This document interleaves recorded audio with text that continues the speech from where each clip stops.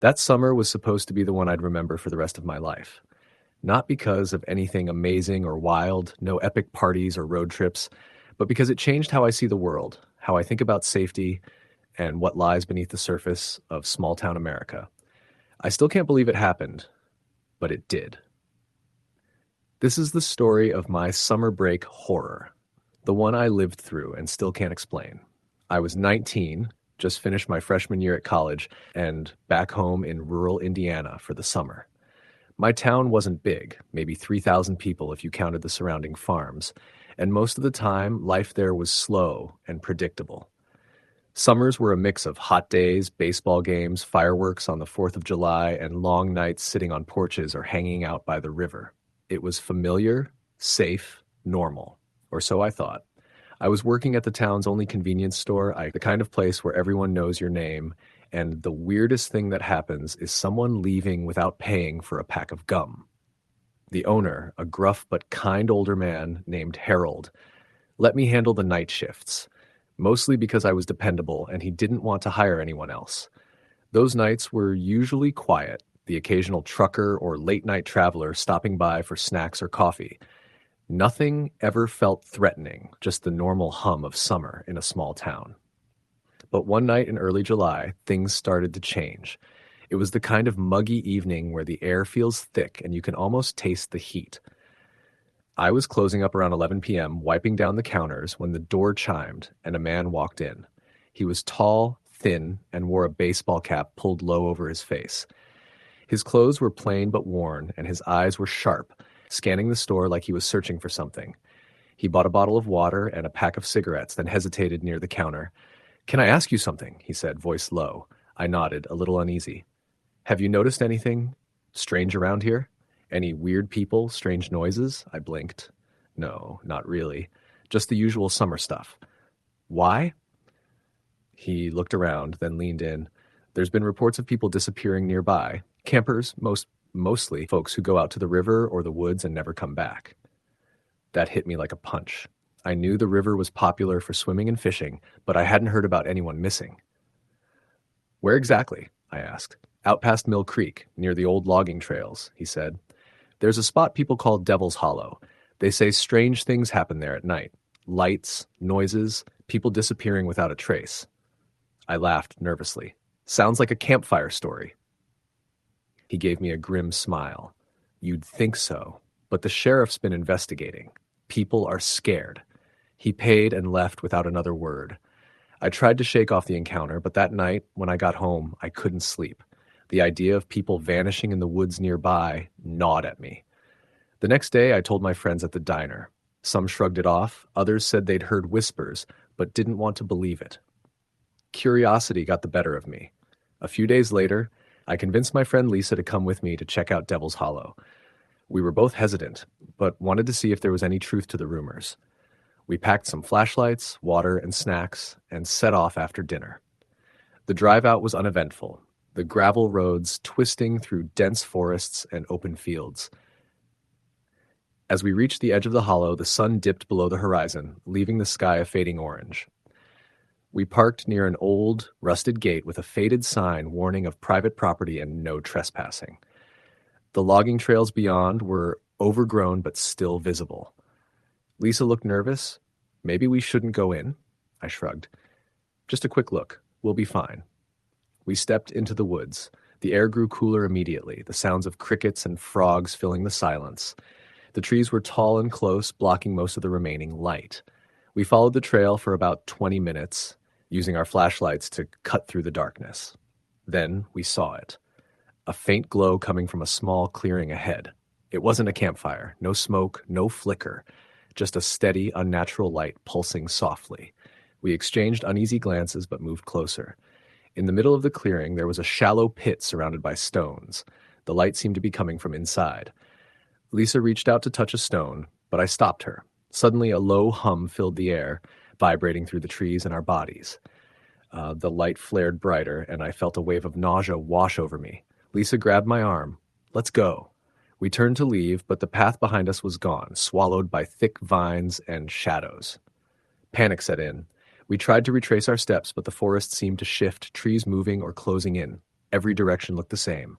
We heard whispers, soft, unintelligible voices coming from all around. Our flashlights flickered, then died. The humming grew louder, now a deafening roar in my ears. We stumbled blindly, desperate to escape. Then, from the darkness, figures emerged. They weren't human. Tall and thin, with elongated limbs and eyes that reflected no light. They moved silently, circling us. Lisa screamed, and I grabbed her hand, pulling her toward a faint outline of a path. We ran as fast as we could, branches tearing at our clothes and skin. After what felt like hours, we burst out of the woods, collapsing near the road, gasping for air. We didn't stop until we reached town. The next day, I reported what happened to the sheriff. He listened, but looked skeptical. "People get lost in those woods all the time," he said. "Sounds like you had a bad night." But the missing persons reports kept coming. That summer, more campers disappeared. Locals stopped going near Devil's Hollow. I never went back.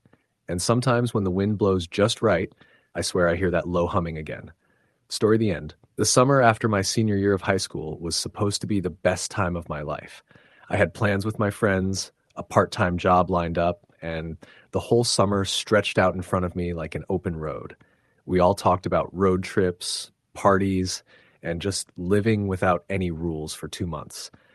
But what actually happened that summer was nothing like any of that. It was something darker, something none of us were prepared for. It started when my friends and I decided to spend a weekend camping in the Ozark Mountains in Arkansas. We were all from small towns in Missouri, and the Ozarks were close enough for a quick getaway, but far enough to feel like a real adventure. There were 5 of us: me, my best friend Jake, his girlfriend Ashley, my cousin Matt, and Ashley's younger brother, Tyler. We'd been planning this trip for weeks, packing supplies, buying camping gear, and mapping out the trails we wanted to explore. We left Friday afternoon, the sun blazing hot as we loaded up Jake's old pickup truck. The drive was long but beautiful, rolling hills, thick forests, and the scent of wildflowers in the air. We stopped once to eat at a small diner that looked like it hadn't changed since the 70s, the kind of place where the waitress knew everyone's name. Nobody mentioned the uneasy feeling that settled in my gut the moment we crossed into the denser woods. When we reached the campsite, it was late afternoon. We picked a spot near a small lake, surrounded by tall pines and rocky outcrops. The place was quiet, too quiet, like the world had pressed pause and left us in this bubble of silence. We set up tents, gathered firewood, and made a fire just as the sun started to dip behind the mountains. That first night, the air was thick with the smell of pine and smoke. We roasted hot dogs, told stories, and laughed over cheap beer. But as darkness fell, I couldn't shake the feeling that we were being watched. The woods around us seemed to close in, shadows stretching and twisting. Ashley joked about the creepy mountain spirits that supposedly haunted the area, but even her smile looked forced. After a while, Matt and Tyler decided to explore the shoreline while Jake and Ashley stayed by the fire. I went with Jake to grab more firewood deeper into the forest. The trees were tall and thick, the canopy blocking out what little moonlight there was. I heard twigs snapping behind us and turned to see Tyler standing still, staring into the dark woods. His face was pale, his eyes wide. "Did you hear that?" he whispered. "Hear what?" I asked. "That sound. Like something moving out there." We listened. For a moment, the forest was silent except for our breathing. Then a low, guttural growl came from the shadows. It wasn't an animal I'd ever heard before. It was closer than it should have been. We grabbed some sticks and started heading back to camp, but the growling followed us, echoing between the trees. When we got back, Jake had already packed the fire.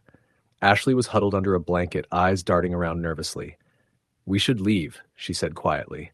"Come on. It's probably just a bear or something," Jake said, but his voice lacked conviction. We all agreed to stay alert that night. Around midnight, I was jolted awake by a loud crash outside our tent. I grabbed my flashlight and unzipped the door. The beam cut through the darkness, illuminating broken branches and scattered leaves. I called out, but only the echo of my voice answered.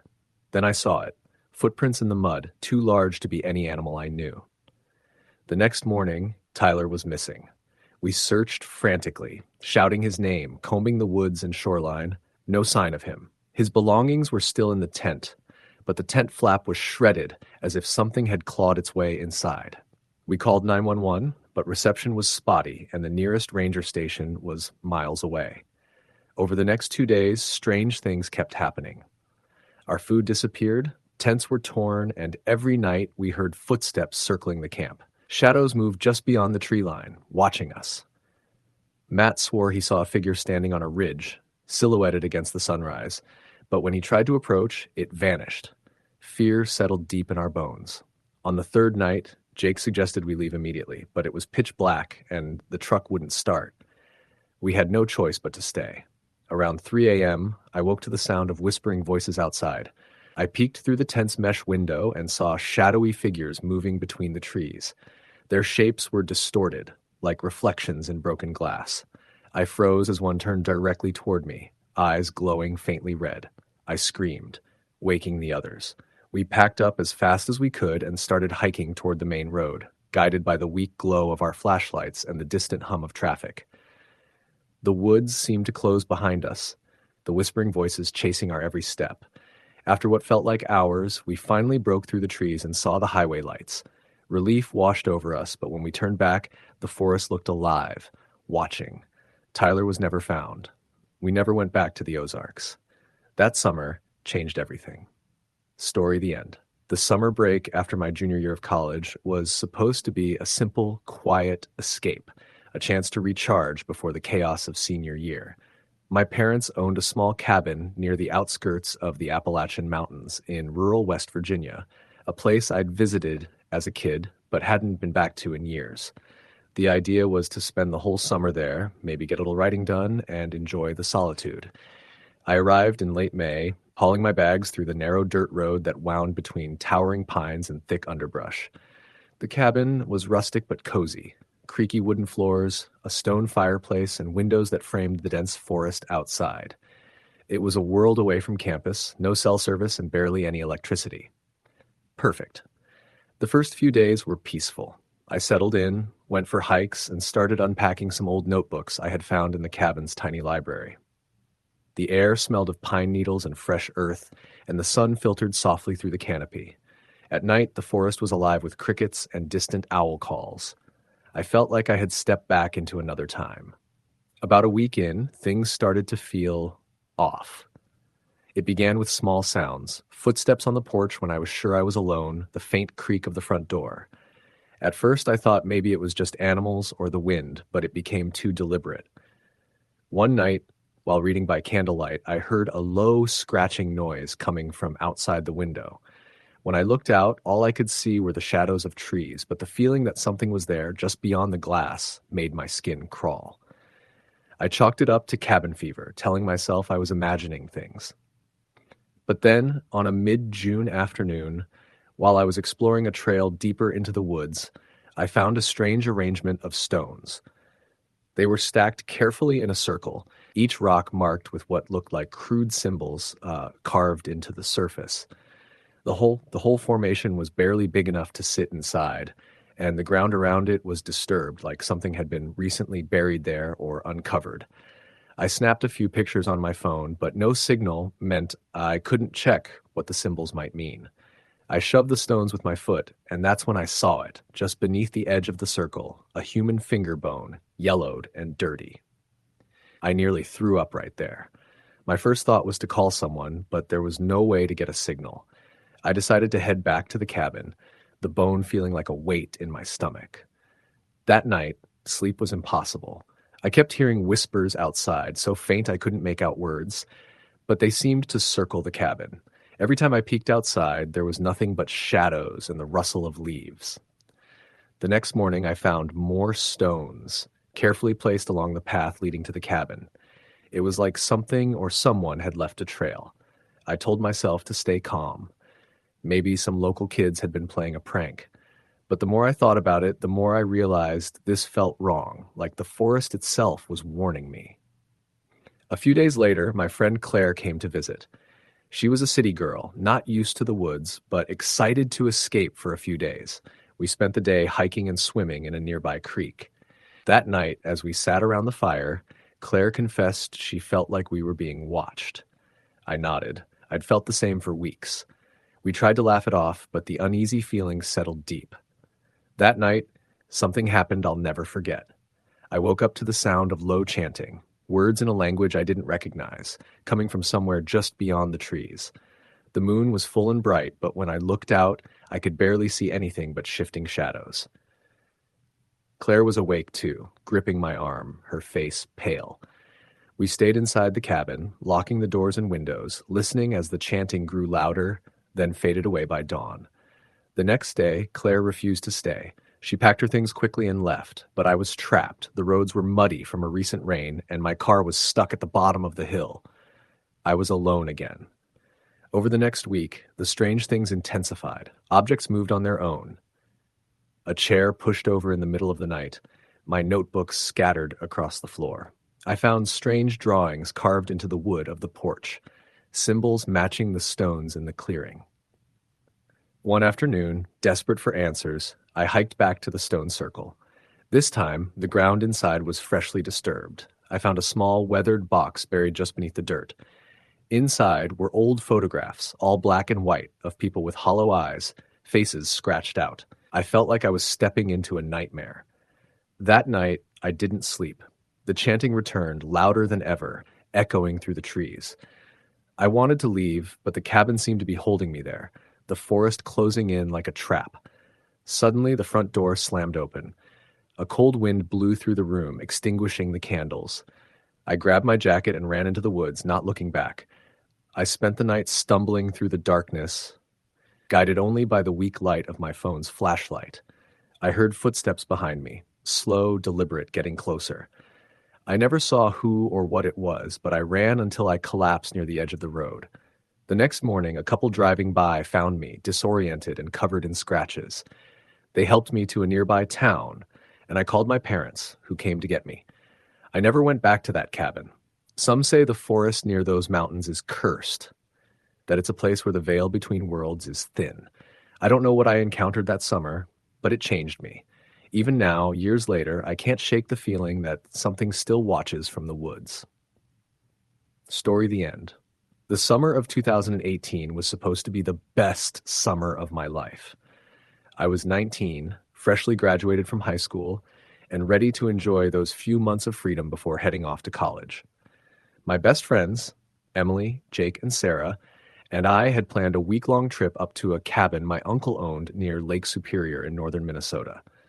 None of us had been there before, but from the pictures and stories, it seemed like the perfect getaway. Isolated, surrounded by dense forests, with the lake just a few yards from the back porch. We packed up my old Subaru with camping gear, fishing poles, and enough food and drinks to last us the week. The drive was long and tiring, but as we got closer to the cabin, the air changed. It smelled cleaner, cooler, and the silence outside the car was something we weren't used to. The first day was everything we expected. We spent it unpacking, exploring the nearby woods, and swimming in the lake. The water was cold but refreshing, and at night, the stars felt so bright it was like we were looking at another universe. Around the campfire, we told stories, laughed, and planned our adventures for the days ahead. On the second day, we decided to hike deeper into the forest. There was a narrow trail my uncle had marked on the map that led to an old logging road. We figured we could follow it for a while. This is to maybe find some good fishing spots along the way. The forest was dense, with towering pine trees blocking much of the sunlight, and the ground was soft with pine needles and moss. As we walked, the forest grew quieter.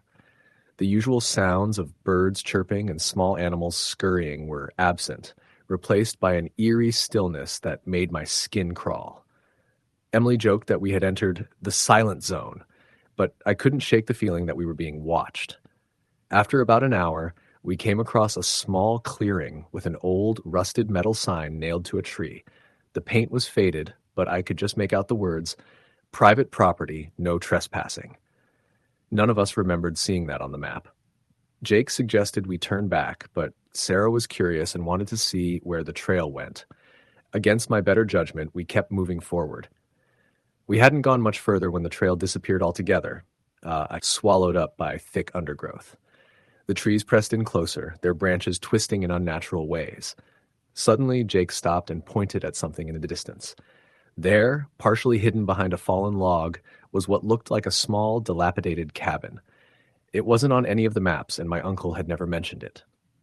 As we approached, the air grew colder, and the hairs on my arms stood up. The cabin was covered in moss and vines, the windows broken and boarded up haphazardly. The door was slightly ajar, creaking gently in the breeze. Against the advice I wanted to give, Sarah pushed the door open and we stepped inside. The air was thick with dust and a musty smell, like something had been rotting in there for years. On the floor were scattered old newspapers, a cracked picture frame with a faded photo of a family, and a small wooden box covered in strange symbols. Emily, who was always fascinated by the occult, picked up the box and examined it. "This looks like some kind of ritual box," she said, tracing the carvings with her fingers. "I bet the people who lived here were into some weird stuff."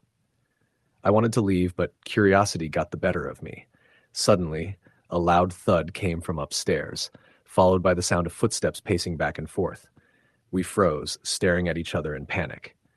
Jake whispered, "Maybe we should get out of here." We didn't wait for an invitation. Sprinting back the way we came, the forest seemed to close in on us. Branches clawed at our skin, and roots threatened to trip us up. When we finally burst out onto the main trail, gasping for breath, we didn't stop running until we reached the cabin by the lake. That night I couldn't sleep. The memories of the cabin haunted me. The feeling of dread, the footsteps, the silence. When I finally drifted off, I was jolted awake by a noise outside my window. It sounded like whispering, soft voices calling my name. I got up, heart pounding, and looked outside. The moonlight cast strange shadows across the yard. For a moment I thought I saw a figure standing at the edge of the woods, watching the cabin. When I blinked, it was gone. The next morning, Jake was missing. We searched everywhere, shouting his name into the trees, calling the local sheriff, but no one had seen him. The only clue was a trail of muddy footprints leading from the woods to the water's edge, then disappearing into the lake. Panic set in. Emily wanted to stay and wait for help, but Sarah and I convinced her we needed to leave. That night, as we packed, the cabin felt alive with unseen eyes watching us. The whispering voices returned, louder this time, echoing around the walls.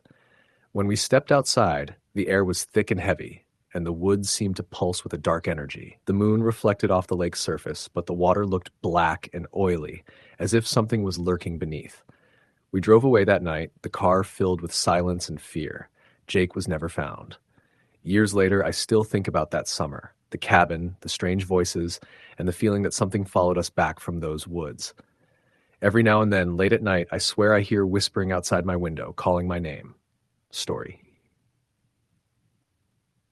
That summer break was supposed to be the best one of my life.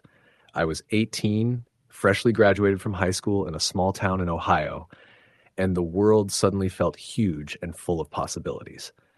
My three best friends, Ethan, Claire, and Marcus, and I had been planning a road trip for months. We were going to drive down to the coast of Virginia, camp on the beaches, hit up music festivals, and just live like nothing could touch us. We had that invincible, youthful energy, like bad things only happen to other people in other places. We left on a Friday morning in June, loaded into Ethan's old beat-up van with camping gear, coolers full of soda and beer, and a map that covered the whole East Coast. The drive started off great. The windows down, the music blasting, the sun shining warm on our faces. We stopped at roadside diners, quirky souvenir shops, and state parks, taking pictures and laughing at inside jokes. About halfway through the trip, we found this small town called Millersville, tucked away off the main highway, surrounded by dense woods and rolling hills. We pulled into a local gas station, planning to fill up and grab snacks before pushing on. The place had a worn-down feel, like it had been stuck in the 70s, with peeling paint and a single pump that looked like it might break any second. The gas station attendant was an older man named Carl. He had a weathered face, a slow smile, and eyes that seemed to watch us a little too closely. When we asked about places to camp nearby, he hesitated, then mentioned a spot called Red Pine Hollow, a state park just a few miles outside town, by a lake, and supposedly great for camping. We thanked him, filled up the tank, and headed out the dusty road Carl had pointed us to. The forest thickened as we drove, and the sunlight dimmed beneath the canopy of towering pines. Eventually, we found the park entrance, a faded wooden sign hanging crooked on two posts. The camping area was mostly empty, just a few scattered tents, the smell of pine needles and damp earth heavy in the air. We found a spot near the edge of the woods, right by the lake. The water was dark and still, reflecting the late afternoon sky. We set up our tents, lit a fire pit, and settled in for the night. The first evening was perfect. We cooked hot dogs over the fire, played cards, and shared stories.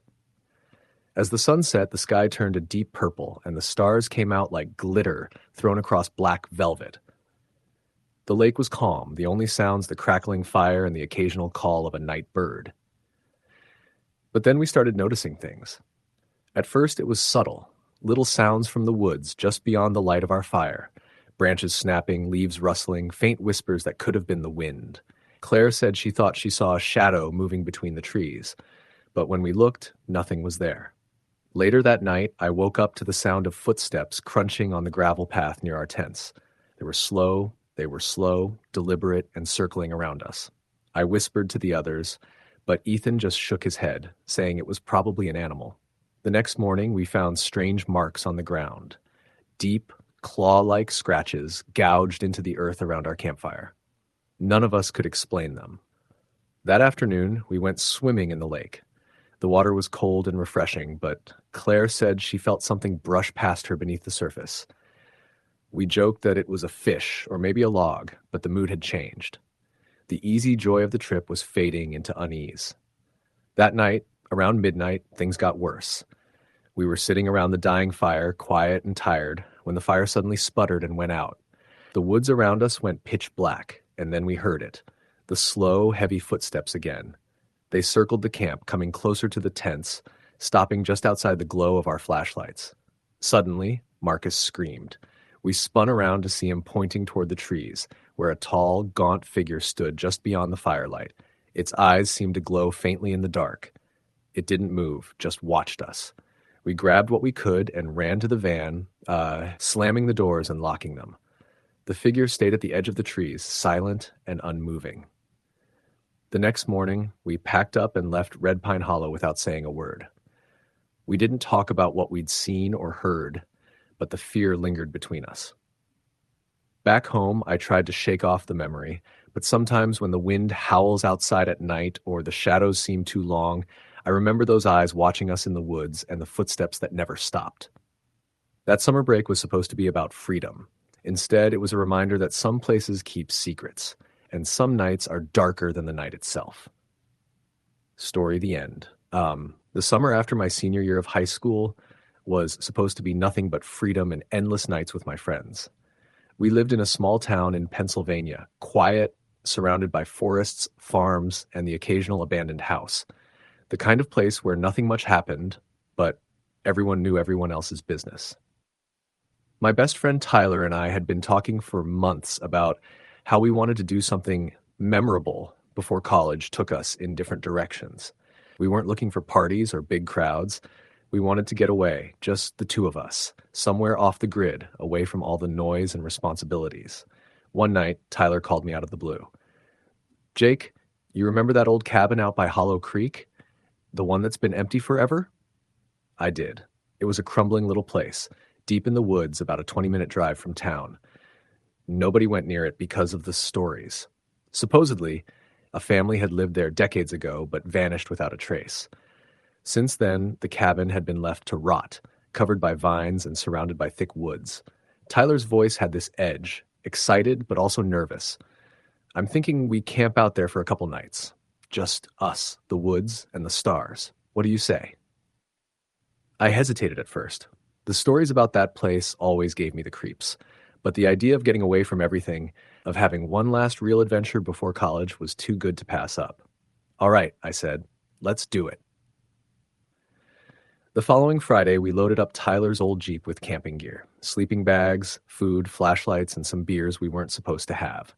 The sun was just setting as we drove the winding back roads out toward Hollow Creek. The farther we went, the quieter the world became, until all we could hear was the hum of the engine and the crunch of gravel beneath the tires. When we arrived at the cabin, it was already dark. The moon hung low behind thick clouds, casting faint shadows on the forest floor.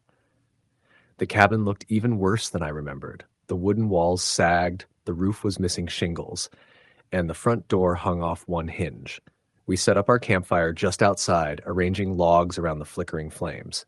The air smelled like damp earth and pine, and the only sounds were the occasional rustling of leaves and distant hoots of owls. As we sat by the fire, drinking and talking, Tyler pulled out an old map he'd found online detailing the property's history. He pointed to a spot marked just behind a small pond that apparently had been filled in years ago. That pond was where the family's kid disappeared, Tyler said, voice low. No one ever found him. Some say his ghost still haunts the woods. I laughed it off, but inside I felt a cold shiver run down my spine. That night, the woods felt alive. Shadows seemed to flicker just beyond the firelight, and the silence was thick, pressing against us. We tried to sleep, but every crack of a branch or distant howl kept waking us. Around midnight, Tyler stirred and whispered, "Did you hear that?" I sat up, straining to listen. There it was, a faint dragging sound, like something heavy being pulled across the ground, coming from the direction of the old pond. We grabbed our flashlights and crept toward the noise. The beam of light cut through the dark, revealing tangled undergrowth and fallen branches. The dragging continued, slow and deliberate. Suddenly, the light caught something. A pale hand, reaching out from the shadows, fingers curling toward us. I screamed, stumbling back, and Tyler grabbed my arm. "We have to get out of here," he said, voice trembling. We ran back to the Jeep, heart pounding, and sped away from the cabin and its dark secrets. Even now, years later, I can still hear that dragging sound in my nightmares. Story the end. That summer was supposed to be a break from everything. The pressure of college, the city noise, the constant hurry. I was back in my hometown, a small town in Michigan where summers smelled of fresh-cut grass and old asphalt. I had taken a seasonal job at the marina by the lake to save up some money, and it was the first time in years I'd spent more than a weekend in the town I grew up in. The first couple of weeks were exactly what I expected. Lazy mornings, boating, late nights with friends. The kind of summer that every kid dreams about before they leave home. But by the end of July, something changed. I can still feel the unease creeping in, like a thick fog rolling over the lake at dusk. It started with small things. My bike, which I'd parked locked outside the marina every day, was moved just slightly from where I left it. At first I thought maybe the wind had nudged it or a careless kid playing around. Then my stuff started to go missing. Nothing big, just sunglasses, a pack of cigarettes, the keys to my locker. When I confronted my coworkers, they shrugged it off. "It's a small town. Stuff disappears sometimes," they said. But I knew I wasn't imagining things. One afternoon, after my shift, I decided to take a walk down to the far end of the lake. There was an old dock, half rotted and unused, hidden behind the thick line of trees. It was the kind of place kids used to dare each other to go, but I'd never had much reason to. That day, the lake was eerily still, and the air smelled like rain, though the sky was clear. As I reached the dock, I noticed footprints in the mud, barefoot and fresh. That struck me because no one was supposed to be back here. It was off limits, and the property was privately owned. I followed the prints down the shoreline a little way before they disappeared into the underbrush. The next night, I went out with a few friends. We were sitting around a campfire near the marina when I saw a flicker of movement across the water. At first, I thought it was a boat, but there was no sound of an engine, just a dark shape moving slowly, almost gliding. My friends joked that it was just a fishing boat or an animal, but I felt a chill. The figure disappeared as quickly as it came. Over the next few days, the weirdness escalated. My bike was stolen and found tossed in the weeds. My car alarm went off twice in the middle of the night with no sign of anyone near it. One morning, I woke up to find my front door wide open, though I was sure I'd locked it. Then came the knocking. It started as a soft tap on the window just after midnight. I ignored it at first, but the tapping got louder and more insistent, like someone was desperate to get my attention. I looked out the window, but there was no one there. The porch light flickered, and for a moment I could have sworn I saw a figure standing at the edge of the yard. When I turned on the light, the figure was gone. I tried to tell myself it was all in my head. Heat, fatigue, the loneliness of being back in a small town without much to do. but the knocking didn't stop. It would happen almost every night, sometimes accompanied by soft whispers I couldn't make out. One night, I decided to stay awake and catch whoever was doing it. I sat by the window, flashlight in hand, heart pounding. At 2 a.m., the knocking started again. 3 slow, deliberate knocks, pause, then 3 more. I swung the flashlight beam around the yard, and in the distance, by the tree line, I saw 2 glowing eyes staring back at me. I froze. The eyes blinked once and disappeared. The next day, I told a couple of coworkers, but they laughed it off, calling it raccoons or neighborhood kids playing pranks. But I wasn't convinced. Then, a week later, one of the older dock workers disappeared. His name was Carl, a quiet man who had worked the marina for decades. He never missed a day, and everyone knew him. One morning, Carl didn't show up for work. His truck was still in the parking lot, and his dog was found wandering nearby, barking at nothing. The police searched, but Carl was gone without a trace. The whole town was shaken. Rumors flew. Maybe he left, maybe he fell in the lake, maybe something worse. Late that night, I got a call from Jason, a friend who worked security at a nearby factory. His voice was frantic. "Man, you need to get out of town. Something's wrong. People are disappearing. And last night I saw it, out by the lake. That thing." "What thing?" I asked. He hesitated. "I don't know. It's like a shadow, moves faster than anything alive, eyes like fire, it watches and waits." I thought about the eyes I'd seen in the yard, the knocking, the disappearances. That night, I packed my bags. Before I left, I took one last walk down to the lake. The water was calm, reflecting the stars. The air was thick with silence. I stood on the dock, heart racing, and I saw it again, a shadow moving just beneath the water's surface, something massive and dark. I ran back to my car and drove away, not looking back. I've never gone back home since that summer. Whatever it wasn't natural, it wasn't human, and it's still out there, waiting. Story the end. The summer before my senior year of college was supposed to be simple. No drama, no big plans. Just a quiet few months back in my hometown of Cedar Rapids, Iowa. I was done with classes, done with deadlines, and eager for some downtime before the grind of job hunting kicked in. My parents were out of town for most of July, leaving the house to me, which only added to the sense of freedom. I figured I'd catch up with old friends, maybe work some shifts at the local grocery store, and spend evenings hanging out on the porch with a beer. But it didn't go that way. It never does. The trouble started about a week after I got home. My best friend from high school, Jake, invited me and a few others out to Lake McBride for a camping trip. It was classic summer break stuff, swimming, bonfires, and the kind of laughter that only happens when you're young and think you have all the time in the world. We set up camp near the East Shore in a small clearing surrounded by dense woods.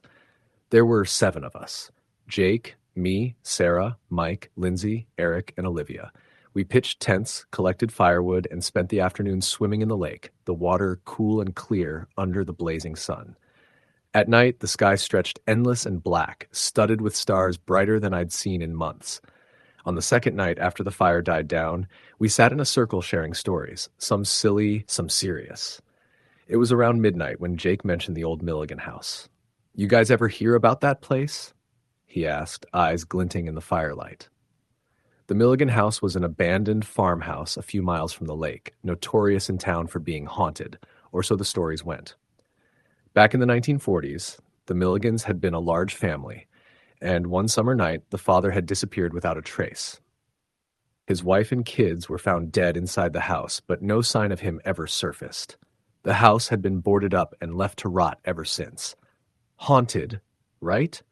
Sarah said, trying to laugh it off, though she looked a little uneasy. Jake shrugged. "I don't know. People say strange things happen there. Lights flicker inside, voices at night. Some say you can still hear the father calling." There was a nervous laugh from the group, but you could tell no one really wanted to go near the place. But then Jake grinned and said, "Why don't we check it out? Just for kicks." I was hesitant. Something about the story unsettled me, not just the history, but the way the woods around the house felt off, like they were holding their breath. Still, peer pressure and the buzz from the firelight pushed me to agree. We grabbed our flashlights and started walking through the dark woods, the moon barely visible behind a veil of clouds. The air was thick with humidity and the smell of damp leaves. After about 20 minutes, the clearing opened up to reveal the Milligan house. It was worse than I imagined. The wooden siding was gray and cracked, windows shattered or boarded up, the roof sagging. Vines had crept up the walls like dark veins. It looked like the kind of place where time had stopped and something had died there long ago. Jake pushed open the creaky screen door and stepped inside. The smell hit me instantly. A mix of mildew, rot, and something sour, like old blood. The floorboards groaned under our feet as we explored the first floor. A ruined kitchen with rusted appliances, a living room filled with broken furniture and spiderwebs, and a staircase leading up to the second floor. As we moved through the rooms, the temperature seemed to drop. My breath came out in little puffs, even though it was hot outside. Shadows clung to the corners like dark creatures. Then Sarah whispered, "Did you guys hear that?" We froze. There was a faint sound, a low humming, almost like a lullaby echoing from upstairs. Jake laughed nervously, probably the wind. But I didn't believe him. We headed up the stairs, flashlights shaking in our hands. The hallway was narrow and lined with doors. As we passed the first room, a cold gust blew through, sending a chill down my spine. Suddenly, the humming stopped, and then a door at the end of the hall slammed shut with a deafening bang. We all jumped, and for a moment the house was deathly silent. "I don't like this," Lindsay said, voice trembling. We decided to leave, but as we turned to go down the stairs, the lights on our flashlights flickered and died. Complete darkness swallowed us. Panic set in as we fumbled blindly, trying to find the exit. I felt something brush past my arm, a cold, clammy touch that made me gasp. Suddenly, a whisper echoed through the darkness. "Stay." My heart was pounding in my ears as I scrambled toward the faint outline of the staircase. When we finally burst outside, the night air felt like a warm balm. But something had changed. Over the next few days, strange things started happening. Objects in my house moved on their own. I kept hearing footsteps in empty rooms.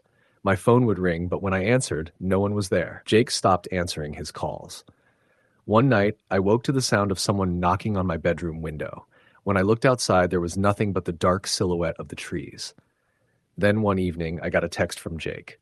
Just 3 words: "Don't go back." I didn't reply. A week later, Jake disappeared. Police found his truck abandoned near the Milligan house. His phone was in the glove compartment, and his keys were on the ground nearby. No one ever found him. I moved away shortly after. But every summer, when the nights get warm and the air smells like pine and smoke, I still hear the lullaby in my dreams. The Milligan house waits in the dark, and sometimes I swear I can feel that cold breath on my neck. Story the end. That summer break started like every other summer break in my small hometown in Ohio.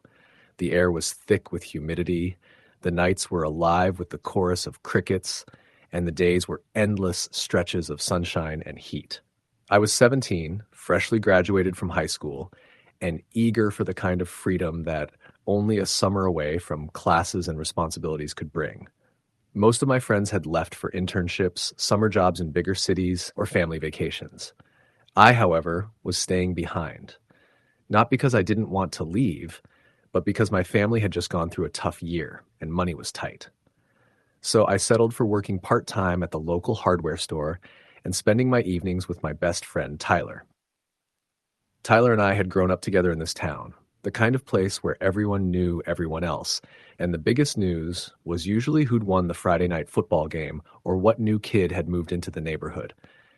But that summer felt different. There was a restlessness in the air, like the town itself was holding its breath. One night in early June, Tyler called me up around midnight. His voice was breathless and urgent, a stark contrast to his usual laid-back tone. "Dude, you've got to come over. I found something really weird." I was half asleep, but curiosity got the better of me. I threw on some clothes and biked over to his place, a few blocks from mine. Tyler met me at the door, his eyes wide, holding an old map he'd found tucked away in his grandfather's attic. The map wasn't like any ordinary map. It was hand-drawn, edges yellowed with age, and marked with strange symbols and notes that didn't make sense at first glance. But the most intriguing part was a big red circle drawn around a location about 20 miles out of town, an old forest area nobody really visited anymore. Tyler explained that, according to some family stories, his grandfather had been involved with a local group in the 70s that would explore strange places and document odd happenings in the woods. The map supposedly showed one of those places, a spot they called the Hollow. The Hollow, Tyler said, is supposed to be this super creepy part of the forest where people say weird things happen, lights, sounds, even disappearances. I was skeptical, but the idea was too tempting to resist. That summer, with nothing else planned, we decided to make a day of it and check out the Hollow. We convinced two other friends, Sarah and Mike, to join us. We packed a cooler with water and snacks, grabbed flashlights, and set off early on a Saturday morning. The drive was uneventful, the roads narrowing as we approached the forest edge. The trees grew thick and tall, their branches creating a canopy that dimmed the daylight. We parked near the edge and started hiking, following the path marked on Tyler's map. The deeper we went, the more the forest seemed to close in around us. The usual sounds of birds and insects faded until all we could hear was our own breathing and the crunch of leaves underfoot. After a few hours, we reached a clearing, the Hollow. The place felt off. The air was cooler here despite the summer heat, and the trees were gnarled and twisted like something unnatural had shaped them. The ground was covered in a thick layer of moss and dead leaves, and in the center of the clearing was a shallow pit lined with stones. We decided to rest, and while we ate, Mike jokingly tossed a small rock into the pit. That's when we heard it, a low humming, almost like a vibration coming from the ground.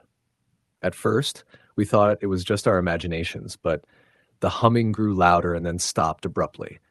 Then a faint whispering started, unintelligible but definitely there. The hairs on the back of my neck stood up. We all looked at each other nervously, deciding it was time to head back. On the way out, things got strange. The path we'd taken seemed to shift, as if the forest was moving around us. We walked in circles, growing increasingly anxious. At one point, Sarah said she saw a figure standing just beyond the trees, watching us. When we stopped, it vanished. By the time we made it back to the car, the sun was setting. We didn't talk much on the drive home, the silence heavy and uncomfortable. That night I couldn't sleep. My dreams were filled with the same humming and whispering from the hollow, and a shadowy figure that watched me from the edge of the woods. Over the next few weeks, strange things started happening. Objects in my room would move when I wasn't looking. I heard footsteps in the hallway at night. My phone would ring with no one on the other end. Sarah and Mike reported similar experiences. One night, Tyler called me in a panic. His voice was shaky, and he told me he'd seen the figure again, standing outside his window, just staring. We agreed to meet up and figure out what was going on. When I got to his house, Tyler looked pale and exhausted. He told me the figure had started appearing to all of us, and that it felt like it was getting closer, watching, waiting. That summer stretched on with a growing sense of dread. The figure followed us, or at least we felt it following. No one could explain what it wanted or why it had appeared after our visit to the hollow. Eventually, the summer ended, and we went our separate ways for college and new lives. But the memory of that summer, the fear we felt, and the mystery of the hollow stayed with me. Some nights when the wind is right and the shadows fall a certain way, I swear I hear that humming again, a reminder that some places and some things are better left alone. Story the end. The summer I turned 19 was supposed to be unforgettable in all the right ways. Me and my friends had just finished our sophomore year of college, and we decided to make the most of the break with a road trip down to the Smoky Mountains in Tennessee. We were a tight group, 4 of us, and we'd grown up together in a small Ohio town where summers meant swimming, bonfires, and nothing but endless days to fill. The plan was simple. Rent a cabin in a remote area, hike the trails, and just get away from everything. No phones, no internet, just the woods, the mountain air, and us. We booked a small place about 30 miles outside Gatlinburg, close enough to town, but tucked away enough to feel isolated. The day we left, the sun was already high and hot. The drive was about 6 hours, but the car was packed with camping gear, snacks, and enough playlists to keep us entertained. We laughed and sang along to songs from back home, not knowing that this summer would turn into something we couldn't explain. We arrived late afternoon. The cabin sat at the end of a narrow gravel road, surrounded by dense forest. It was rustic but cozy. Log walls, a porch swinging chair, a fireplace inside. The air smelled like pine and earth. We unpacked, set up hammocks, and decided to explore the nearby trail before dark. The trail started easy enough, shaded by tall oaks and maples, the ground soft under our boots. As we moved deeper, the forest grew thicker, the sounds of the outside world fading away until all we could hear was the crunch of leaves beneath our feet and the occasional bird call. We came to a clearing where the sun broke through in beams, lighting up a small pond. The water was still, black and reflective like glass. Something about it felt off. The air was colder here, and even though the sun shone down, a chill ran down my spine. We decided to head back before it got dark. On the way, I thought I heard footsteps behind us, soft, irregular, like someone struggling to keep pace. I glanced back, but the trail was empty. The others didn't hear anything. That night, we sat around the fire pit outside the cabin. The sky was clear, the stars sharp against the dark velvet. We told stories, played music, and roasted marshmallows. Around midnight, the wind picked up, whispering through the trees like voices just out of reach. I was the last to fall asleep, lying in my hammock on the porch. The woods were alive with strange sounds, low groans, snapping branches, distant echoes. At one point, I thought I saw a flicker of movement near the tree line, but when I blinked, it was gone. The next morning, none of us mentioned it. Maybe it was a deer, or my imagination. But as the day wore on, odd things started to happen. Our food began disappearing. Not in big quantities, just small things. A bag of chips gone, a half-eaten apple, a bottle of water empty. We blamed animals, raccoons or squirrels, but the noises outside the cabin at night were growing louder and closer. Josh said he saw a figure standing just beyond the tree line, tall and dark, but when he pointed his flashlight, it vanished. Our phones lost signal halfway through the trip, cutting us off from the outside world. The nearest neighbor was miles away, and the gravel road was rough enough to discourage visitors. By the third night, the air inside the cabin felt thick and heavy, like it was pressing down on our chests. Sleep came in fits and nightmares. I dreamed of a woman standing in the pond, her face pale and eyes black, calling my name in a voice that was part whisper, part scream. At one point, Ashley woke up screaming that someone was in the cabin. We searched, but found no one. The door was locked, windows closed, yet the feeling of being watched never left. On the fourth day, we decided to hike further into the woods to clear our heads. The trail became narrower, winding through denser trees, roots twisting over the path. We came across old carvings in the bark, symbols and letters none of us recognized. Suddenly, Tyler stopped. "Do you guys hear that?" he asked. We strained to listen. A low chanting echoed faintly through the trees. It was unintelligible, but rhythmic, almost hypnotic. We looked at each other, unease settling over the group. That night, the chanting returned, louder, closer. Shadows danced just beyond the firelight. We tried to ignore it, but the unease grew until it was impossible. On the last night, something broke. Tyler disappeared. We were asleep in the cabin when we woke to silence, the usual night sounds gone. The front door was open, swinging on its hinges. His sleeping bag was on the floor, empty. We called out, searched the woods nearby, but there was no sign. Panic set in. We packed immediately and drove through the night, not stopping until we reached the nearest town. Tyler was never found. The summer that was supposed to be our best ended with questions we can't answer and a fear that lingers in the dark. Story the end. That summer break was supposed to be simple. I was a college kid, 19 years old, home from school in rural Pennsylvania, looking forward to a couple of months of easy work, sleeping in, and hanging out with my friends. I had grown up in a small town where nothing much ever happened. The kind of place where you knew everyone's business, and summer nights meant sitting on porches, drinking soda, and chasing fireflies. But that summer changed everything for me. It wasn't just a summer break. It became a nightmare that I'm still trying to make sense of. I had been working at a local landscaping company for the past few summers. It was nothing glamorous, mowing lawns, trimming hedges, planting flowers, but it paid well enough, and I liked the physical work. Most days I was with my friend Matt, who had been working alongside me since high school. We made a good team, and the boss trusted us to handle jobs on our own. Around mid-June, We got a call to do some work at an old abandoned property about 20 miles outside of town. It was owned by an elderly woman who had recently passed, and her family wanted the place cleaned up for sale. The house itself was a creaky two-story Victorian, set back deep in the woods. The yard was overgrown with weeds and wild grass, and the trees cast long shadows over the cracked driveway. Matt and I figured it'd be an easy job. Just cut the grass, trim the bushes, and clear away some fallen branches. The kind of work we were used to. When we arrived early on a Friday morning, the air was thick with humidity, and the sun was already beating down through the leaves. The house looked like something out of a ghost story. Boarded up windows, peeling paint, the porch sagging on one side. Still, we had a job to do. We unloaded the mowers and trimmers from the truck and got started. The grass was high, waist deep in some spots, and the forest was dense all around, making the place feel cut off from the rest of the world. About halfway through the day, as the sun climbed higher and sweat dripped down our backs, I noticed something odd. There were animal traps scattered around the yard, rusty, old-fashioned metal traps, some broken, others still intact.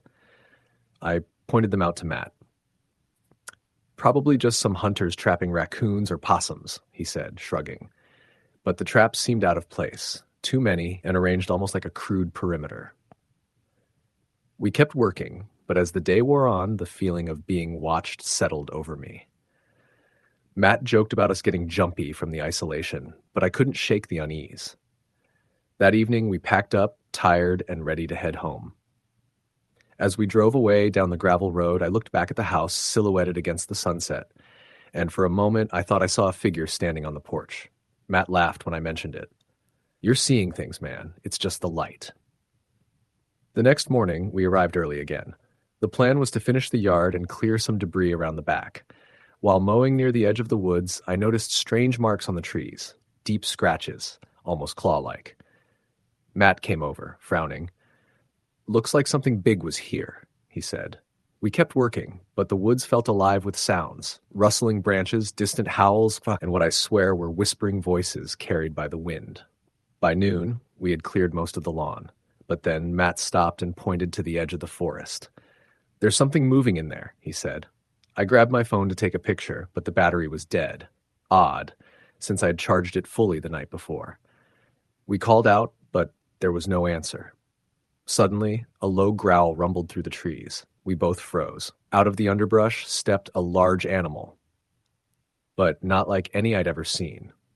It was tall, standing on two legs covered in matted fur, and its eyes glowed amber in the sunlight. It snarled and lunged toward us. Matt and I dropped our tools and ran for the truck. We barely made it inside before the creature disappeared into the woods.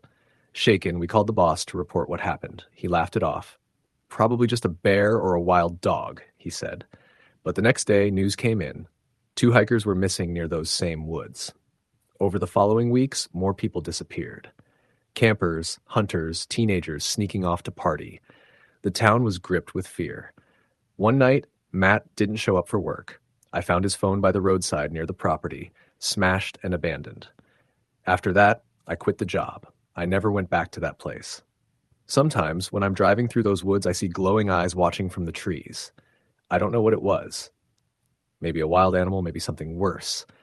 But that summer, the small town I grew up in changed forever, and so did I. Story the end. That summer felt different from the moment I got off the bus. I was 19, freshly out of my sophomore year at college, and back in my hometown of Cedar Falls, Iowa. The kind of place where everybody knows your name, your business, and your family's history. I was itching for a break. Summer break meant freedom, no classes, no late-night study sessions, just long, hot days and nights that stretched into forever. My friends and I planned a trip up north to the lake house my parents had rented for the summer. It was a small, weathered cabin on a private stretch of Lake Superior shoreline, tucked just outside of a tiny town called Two Harbors, Minnesota. Me, my best friend Rachel, her brother Sam, and our mutual friend Chris had been looking forward to this for months. The drive up there was hot and dusty.